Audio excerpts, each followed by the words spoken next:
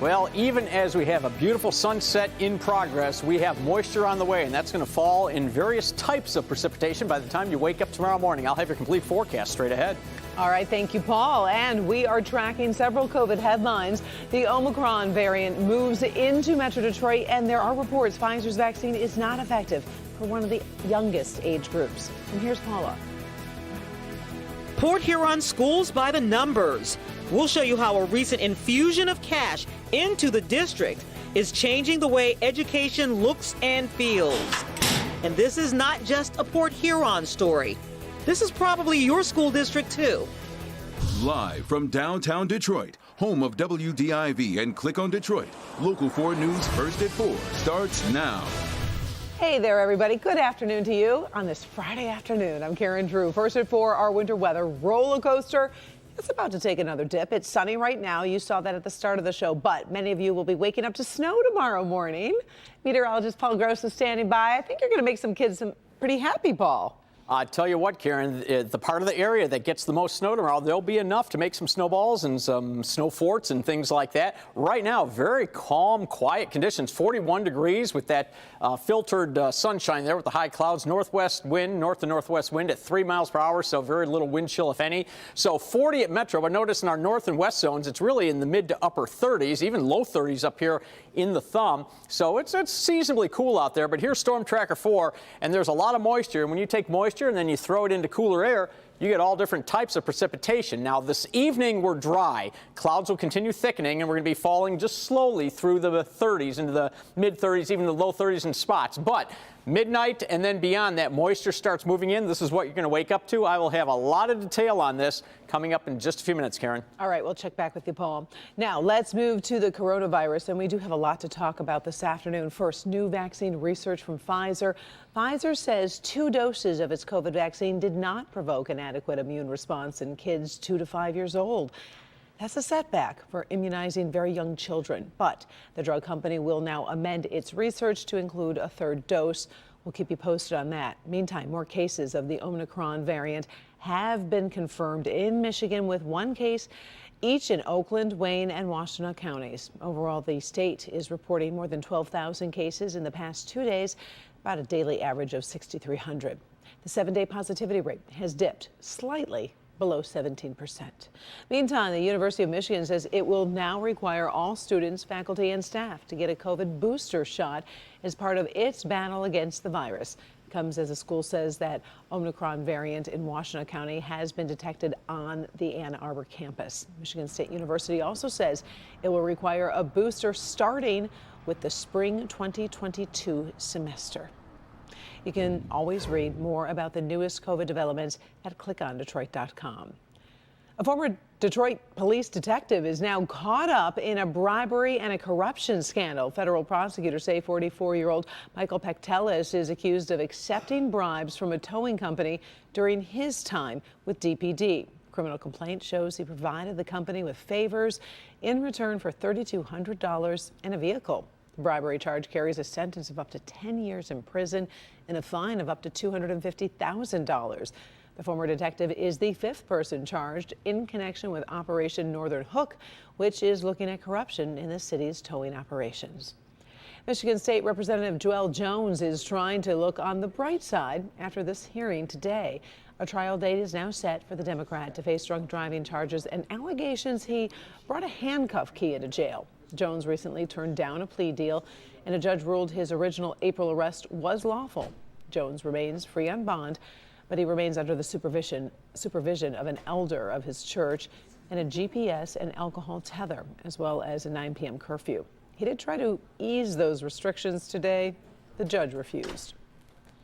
I would be lying if I said I wasn't disappointed. You know, I still would like to see my family for the holidays and whatnot, but at least I'm not in prison anymore. So I'm out here, so although I might not be able to be in person with everyone, I can still communicate with them on the phone and just do my very best to at least be a little bit more closer to them. Jones says he's still always working for his constituents, and he's looking forward to his day in court. His trial is set to start at the end of February. New trend on TikTok involving some threats of potential violence today leads to an increase in security at schools all across the country. Posts on the social media platform warned that multiple schools would receive shooting and bomb threats. Investigators haven't found any specific or credible threats. TikTok says it's working with law enforcement. Michigan State Police have released a warning to parents, reminding them to speak with their kids about the serious legal consequences of making copycat threats. It's been an emotional day on the witness stand for this former Minnesota police officer. Kim Potter is charged with manslaughter in the shooting death of 20-year-old Daunte Wright back in April. Today, Potter was in tears at times during her testimony. Kimberly Gill now with two key moments in court. Kim? Karen, good afternoon to you. Kim Potter has always claimed she meant to grab her taser to subdue Wright, but fired her gun instead. She and her partner pulled Wright over for expired tags, an illegal air freshener, and a bench warrant for a weapons violation. She testified she saw a look of fear on the face of her fellow officer during the confrontation. We were struggling. We were trying to keep him from driving away. It just went chaotic.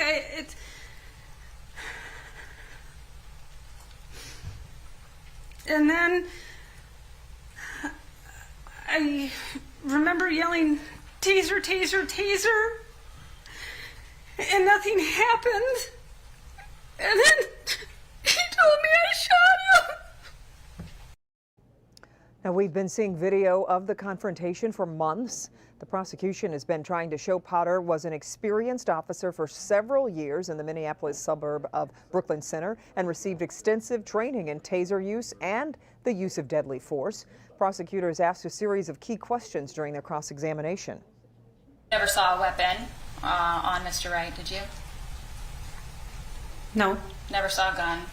No. He never threw a punch, right? No. Never kicked anyone? No. Never said, "I'm going to kill you"? No. Never said, "I'm going to shoot you"? No. Never said, "There's a gun in the car and I'm coming after you"? No.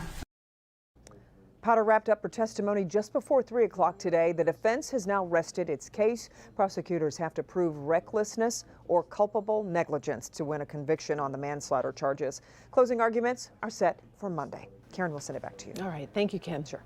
School districts across the state are seeing an influx of new funding, money to address COVID state funding, and many of new bond money as well. Now, that cash boost is really making a difference. So today, we send Paula Tutman over to Port Huron to take a closer look at the visible difference the money is making in the education experience. Hi, Paula. Hey, Karen. Hi, everybody. I'm not sure it gets any more visual than this. So take a look at this. So I'm at the Port Huron Administration Building as well as the Early Childhood Center. There's a line of demarcation right here. On this side, you have the old construction. On this side, brand new construction. And what's really great about this visual, I mean, this hard visual, is you really get an opportunity to see how your money is being spent to improve education. In the Port Huron School District, there are three pots of money. Bond money from 2016 that totaled $106 million, in which the district is in its last year of spending. Government CARES Act monies and ESSER funds to the tune of $42 million. General fund monies from the state legislature of $63 million, which would have normally been $58.3 million. But it raised the per pupil spending by $400 per student. We have 7,500.